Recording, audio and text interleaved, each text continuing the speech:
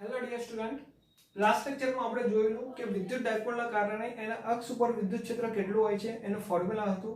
તો આ લેક્ચરમાં આપણે વિદ્યુત ડાયપોલના વિષુવવૃત્ત ઉપર એટલે કે વિષુવવૃત્ત પર રહેલા સમતલમાં કોઈ પણ બિંદુએ વિદ્યુત ક્ષેત્ર કેટલું હશે તે આપણે જોઈશું. સો ટોપિક આપણે રાઈટ ડાઉન કરી દઉં છું. વિદ્યુત ડાયપોલના વિષુવવૃત્ત સમતલ પર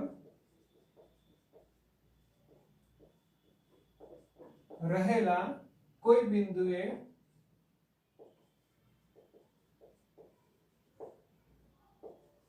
વિદ્યુત ક્ષેત્ર શોધવું. સો ફર્સ્ટ ઓફ ઓલ આપણે વિદ્યુત ડાયપોલ લેવો પડશે અને એ વિદ્યુત ડાયપોલના કારણે એનું વિષુવવૃત્ત એટલે શું? તો કોઈ પણ વિદ્યુત ડાયપોલ આપણે લઈશું એનો જે લંબ દ્વિભાજક હોય તો અહીંયા હું એક ડાયાગ્રામ બનાવું છું. એક પ્લસ વિદ્યુતભાર લઈએ આપણે, એક માઈનસ વિદ્યુતભાર લઈએ. બંનેને જોડતી જે રેખા છે એનું મધ્ય બિંદુ ધારો કે O લઈએ છીએ. એક બાજુનું અંતર સ્મોલ a, બીજી બાજુનું પણ સ્મોલ a થશે. તો આ પ્લસ અને માઈનસ વિદ્યુતભારથી બનતો વિદ્યુત ડાયપોલ છે. એક બાજુનું પ્લસ q, બીજી બાજુનું માઈનસ q. તો આ જે વિદ્યુત ડાયપોલ છે એના મધ્ય બિંદુમાંથી પસાર થતી જે રેખા હોય છે જે બંને વચ્ચેના અંતરના બે ભાગ કરે છે અને અહીંયા લંબ પણ હોય છે. એટલે કે વિદ્યુત ડાયપોલને જોડતી રેખાના લંબ દ્વિભાજકમાંથી પસાર થતા સમતલને વિષુવવૃત્ત સમતલ કહે છે. હવે એ સમતલ પરનો કોઈ બિંદુ હોય ત્યાં આપણે વિદ્યુત ક્ષેત્ર શોધવું છે. તો કોઈ બિંદુ આપણે P અહીંયા ધારી લઈએ. એ P બિંદુએ વિદ્યુત ક્ષેત્ર શોધવું છે. તો P બિંદુએ પ્લસ q વિદ્યુતભારથી અંતર કેટલું હશે? તો સૌપ્રથમ આપણે આગળની થિયરીમાં પણ જોયેલું કે કોઈ પણ અંતર આપણે જો લેતા હોઈએ વિદ્યુત ડાયપોલથી તો એના મધ્ય બિંદુથી લેવાનું. તો આ જે મધ્ય બિંદુ O છે ત્યાંથી બિંદુ P નું અંતર આપણે ધારો કે r છે એવું આપણે લઈ લીધું. વિદ્યુત ડાયપોલના મધ્ય બિંદુથી બિંદુ P નું અંતર r છે. આ તો લંબ દ્વિભાજક છે. અહીંયા એક બાજુનું અંતર a આપેલું છે. તો ત્રિકોણ PO પ્લસ q આપણે રાખીએ તો એ કાટકોણ ત્રિકોણ બને છે અને કાટકોણ ત્રિકોણના કારણે આ PQ જે છે એ વિકર્ણ બનશે અને વિકર્ણનું માપ તમને ખ્યાલ હોય તો પાયથાગોરસ પ્રમેય પ્રમાણે આપણે આપી શકીએ PQ નો સ્ક્વેર r² + a². અને PQ આપણે ફાઇન્ડ આઉટ કરવું હોય તો વર્ગમૂળમાં r² + a² થાય. આ ખાલી તમને સમજાવવા માટે મેં અહીંયા બતાવ્યું. તો P થી Q આ જે વિકર્ણ છે એનું અંતર થવાનું છે આપણી જોડે વર્ગમૂળમાં r² + a². તો મતલબ r² a² એની 1/2 ઘાત થશે. આ જ રીતે આપણે -q વિદ્યુતભારના કારણે પણ શોધી શકીએ. -q વિદ્યુતભારના કારણે બિંદુ P સુધીનું અંતર સેમ જ થવાનું છે r² + a²/1/2. ચલો પ્લસ q થી બિંદુ P નું અંતર r² + a²/1/2. માઈનસ q થી અંતર છે r² + a²/1/2. ધારો કે અહીંયા જે ખૂણો બને છે પ્લસ q થી એને આપણે θ કહી દઈએ. ધારો કે જે ખૂણો બને છે એને આપણે અહીંયા θ નામ આપી દઈએ. હવે ડાયપોલના બંને વિદ્યુતભારના કારણે બિંદુ P આગળ આપણે વિદ્યુત ક્ષેત્ર શોધવું છે. તો પ્લસ q વિદ્યુતભારના કારણે વિદ્યુત ક્ષેત્ર કેટલું હશે? તો એની કન્ડિશન આપણે લખીએ પ્લસ q વિદ્યુતભાર ના કારણે વિદ્યુત ક્ષેત્ર E plus is equals to kq divided by r². r means આખી વેલ્યુનો સ્ક્વેર કરવાનો છે. તો આનો વર્ગમૂળ તો છે જ અને એનો સ્ક્વેર થાય તો વર્ગમૂળ અને વર્ગ બંને કટ થઈ જશે, કેન્સલ આઉટ થશે. તો અહીંયા વધશે r² + a². પરંતુ અહીંયા આ જે છે એ ખાલી ને ખાલી મૂલ્ય લખ્યું છે. મૂલ્ય ખાલી કરશે અથવા તો લખી દઈએ અહીં આપણે ફક્ત મૂલ્ય છે. મૂલ્ય છે એ વાત તો ફાઇનલ થઈ ગઈ, પરંતુ પ્લસ વિદ્યુતભાર છે તો પ્લસ વિદ્યુતભારના કારણે જે વિદ્યુત ક્ષેત્ર હશે એમાંથી બહાર જતી દિશામાં હશે, તો બહાર જતી એટલે કે આ રીતે ઉપરની દિશામાં આપણને વિદ્યુત ક્ષેત્ર મળશે E+. વિદ્યુત ક્ષેત્ર ઉપરની દિશામાં જઈ રહ્યું છે, કોઈ ખૂણો બનાવે છે એટલે કે x અને y અક્ષ પર નથી, તો એના બે ઘટકો અહીંયા મળશે. ઘટકો કઈ રીતે બનાવીશું, તો આ ઊભી જે લાઈન છે એને આપણે y અક્ષ વિચારી લઈએ અને એક આડી લાઈન આપણે જો બનાવી દઈએ અહીંયા આ રીતની. હવે વિચારો કે અહીંયા જે ખૂણો છે એ આપણે થીટા લીધેલો છે, સીધી લાઈને આડી એટલે કે x અક્ષ સાથે બનાવેલો ખૂણો. એ જ રીતે ઉપર પણ આ ખૂણો બનવાનો છે થીટા, થીટા ખૂણો બનશે.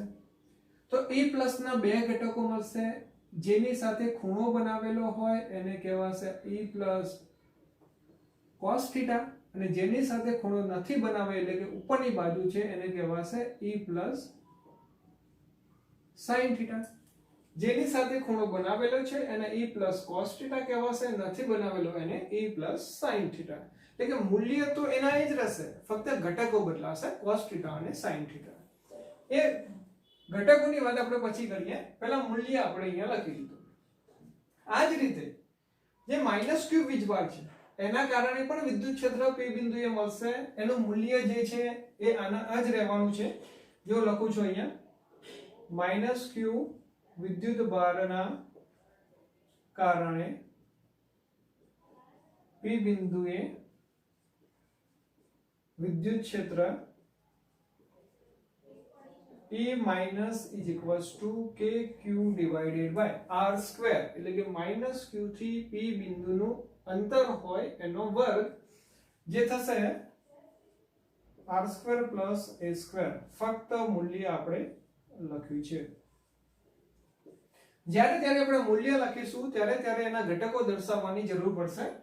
ચલો હવે આપણે વિચારીએ માઈનસ વિદ્યુતભાર છે તો વિદ્યુત ક્ષેત્રની દિશા કઈ બાજુ હોય, તો એકલો ઋણ વીજભાર હોય તો એની પોતાની તરફ દિશા હોય, એની પોતાની તરફ. પોતાની તરફ એટલે કે આ બધી જે દિશા છે E- છે. ચલો E- છે એના પણ બે ઘટકો આપણે વિચારવા પડશે. તો જે ખૂણા પ્રમાણે આપણે વાત કરીએ તો અહીંયા આ ખૂણો એ θ બનશે, તો x અક્ષની દિશામાં એનો એક ઘટક બનશે E- cos θ બનશે, અને નીચેની બાજુએ બનશે E- અહીંયા sin θ બનશે. બે ઘટકો આપણે લઈ લીધા E- cos θ જે x અક્ષની દિશામાં છે, E- sin θ જે ઋણ y અક્ષની દિશામાં છે. ચલો હવે આપણે આગળ જોઈએ. બંને ઘટકો લઈ લીધા છે તો ઘટકો પ્રમાણે જો જોઈશું તો E+ નો sin θ ઘટક ઉપરની તરફ છે, E- નો sin θ ઘટક નીચેની તરફ છે, એટલે કે એક ધન y ની દિશામાં છે અને એક ઋણ y ની દિશામાં છે, અને બંનેનું મૂલ્ય સમાન છે. તો તમે વિચારો સમાન મૂલ્ય એકબીજાને વિરુદ્ધ દિશામાં જો ખેંચાણ બળ લાગશે તો એમનું પરિણામી બળ શૂન્ય થઈ જશે. તો અહીંયા આપણે લખી દઈશું અહીં E- sin θ અને E+ sin θ પરસ્પર વિરુદ્ધ દિશામાં અને સમાન મૂલ્યના છે, જેથી તેમની પરિણામી અસર શૂન્ય થાય. ચલો એની અસર શૂન્ય થઈ ગઈ. હવે આપણે વિચારો બીજો જે ઘટક બચેલો છે એ E+ cos θ અને E- cos θ છે. હવે એ બંને ઘટકો એક જ દિશામાં છે અને સમાન મૂલ્યના છે. સમાન મૂલ્યના હોય તો એમનું મૂલ્ય એડિટ થશે એટલે કે પ્લસ થશે. તો ચલો E+ cos θ ની વાત કરીએ આપણે. હવે E+ અથવા તો આપણે ડાયરેક્ટલી લખી દઈએ cos θ ઘટક એક જ દિશામાં હોવાથી પરિણામે વિદ્યુત ક્ષેત્ર આપણે E લખી દઈએ, E બરાબર E plus cos θ plus E minus cos θ બંનેનો આપણે પ્લસ કરી દીધો. પણ cos θ એટલે કે ડાયરેક્શન તો આપણને ખ્યાલ આવી ગઈ, જે કઈ બાજુ છે, ધન x ની દિશામાં છે, ધન x ની દિશામાં છે. પરંતુ જે દિશા આપણે અહીંયા દર્શાવવાની છે એ આપણે ડાયપોલના સ્વરૂપમાં દર્શાવવી પડશે, એટલે કે p કેપના સ્વરૂપમાં દર્શાવવી પડશે. પરિણામી વિદ્યુત ક્ષેત્ર જે છે એ પરિણામી વિદ્યુત ક્ષેત્ર ધન x દિશામાં જઈ રહ્યું છે. પરિણામી વિદ્યુત ક્ષેત્ર ધન x દિશામાં જઈ રહ્યું છે. ત્યારે વિદ્યુત ડાયપોલની દિશા કઈ છે? તો વિદ્યુત ડાયપોલ એટલે કે ઋણ ધ્રુવથી ધન ધ્રુવ તરફની દિશા. વિદ્યુત ડાયપોલની દિશા p કેપ ઉલટી છે. p કેપ ઋણ x બાજુ છે, વિદ્યુત ક્ષેત્ર ધન બાજુ છે. જો આપણે p કેપ લખીશું તો એનો મતલબ એવો થશે કે જે વિદ્યુત ક્ષેત્ર છે એની દિશા ઋણ x બાજુ છે, પરંતુ અહીંયા તો વિદ્યુત ક્ષેત્ર ઉલટો છે, તો આપણે અહીંયા ખાલી માઈનસ p કેપ દર્શાવવું પડશે. માઈનસ કેમ દર્શાવ્યું વગર? કેમ કે વિદ્યુત ક્ષેત્ર જે છે એ વિદ્યુત ડાયપોલ કરતા વિરુદ્ધ દિશામાં છે, જેના કારણે આપણે અહીંયા માઈનસ દર્શાવ્યું છે, જે ખાસ તમે ધ્યાન રાખજો. હવે આપણે ચલો મૂલ્ય મૂકી દઈએ, E પ્લસ E માઈનસ બંનેનું મૂલ્ય તો સેમ જ છે, kq by r square plus a square અહીંયા પણ એક છે, તો બંનેનો સરવાળો કરીશું અને cos θ કોમન કાઢીશું. સો E સદિશ બરાબર 2kq divided by kq plus aq, તો બંનેનો પ્લસ કરવાનો, divided by r square plus a square into cos θ into p cap. Minus છે ને આપણે આગળ લઈ દઈએ, માઈનસ. cos θ નું મૂલ્ય કેટલું મળશે અહીંયાથી? તો આપણે આ સાઈડનો એક ભાગ વિચારીએ આટલો, કે અહીંયા આપણે ખૂણો θ લીધેલો છે, ત્રિકોણ PO પ્લસ Q ની અંદર ખૂણો અહીંયા છે. cos θ એટલે શું મૂલ્ય થવાનું છે? cos θ એટલે કે પાસેની બાજુ કે સામેની બાજુ? શું થવાનું? cos θ એટલે કે પાસેની બાજુ ભાગ્યા કર્ણ. તો ચલો cos θ નું મૂલ્ય અહીંયા હું લખું છું. પાસેની બાજુ એટલે કે a થશે, તો આપણે a લખીએ. કર્ણ થશે, કર્ણ એટલે કે r² + a², r² plus a² એની ઘાત છે 1/2. સો cos θ નું મૂલ્ય આપણી જોડે થઈ ગયું a divided by r² plus a² raised to 1/2. So E સદિશ બરાબર minus 2kp divided by r² plus a² into a divided by r² plus a² raised to 1/2 into p cap. અહીંયા સુધી આપણે વાત થઈ ગઈ p cap વાળી value. હવે આગળ જોઈએ આપણે, ચલો કે r² plus a² ની ઘાત અહીંયા કઈ નહીં તો 1 કહીશું, 1/2 છે, તો 1 plus 1/2 કેટલું થશે? 1 plus 1/2.